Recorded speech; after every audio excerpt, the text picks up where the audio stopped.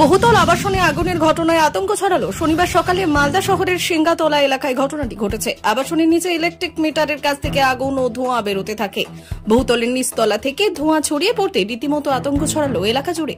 আবাসনের আবাসিকরা দ্রুত নিচে নামতে শুরু করেন। খবর দেওয়া হয় দমকলে। ঘটনাস্থলে দমকলের একটি ইঞ্জিন পৌঁছে আগুন নিয়ন্ত্রণে আনে। খবর পেয়ে ঘটনাস্থলে পৌঁছয় স্থানীয় কাউন্সিলর।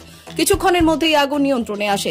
দমকল স্থানীয়দের প্রাথমিক অনুমান ইলেকট্রিক শর্ট সার্কিট থেকেই এই অগ্নিকাণ্ডের ঘটনা ঘটেছিল। তবে বড়সড় দুর্ঘটনার হাত থেকে রক্ষা পেল এই আবাসনে অগ্নি নির্বাপক ব্যবস্থা রয়েছে বলে দাবি করলেন আবাসিকেরা। 5 নম্বর ওয়ার্ডের বটুত্রি অ্যাপার্টমেন্ট। হঠাৎ করে সকালে শুনতে পাই, আমি চলে আসি এখানে ঘটনাস্থলে।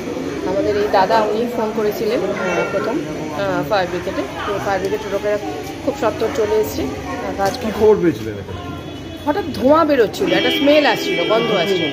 হ্যাঁ, আর তারপরে প্রত্যেকে এখানে অনেক আবাসিকরা আছে, সকলেই আতঙ্কিত হয়ে যায়, যেমন হওয়াটা উচিত। যাই হোক, খুব তাড়াতাড়ি ফায়ার ব্রিগেড এসে এটাকে কন্ট্রোল করেছে। আর মনে হচ্ছে শর্ট সার্কিট হয়েছে। ওনারা এখন দেখছেন, আমি সবটা এখনো জানি না, দেখছে। তবে আগুন এখন নিভে গেছে। এখন সব পরিস্থিতি না, এখানে ব্যবস্থা কি কিছু রয়েছিল এখানে? হ্যাঁ হ্যাঁ, ফায়ার ব্যবস্থা রয়েছিল।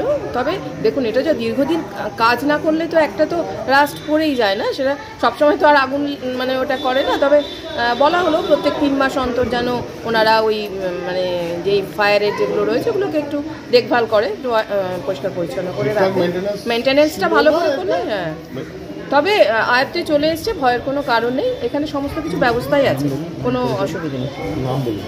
নাম দিদি, আপনার নাম? আমি সুমিতা ব্যানার্জি, ওয়ার্ড কাউন্সিলর।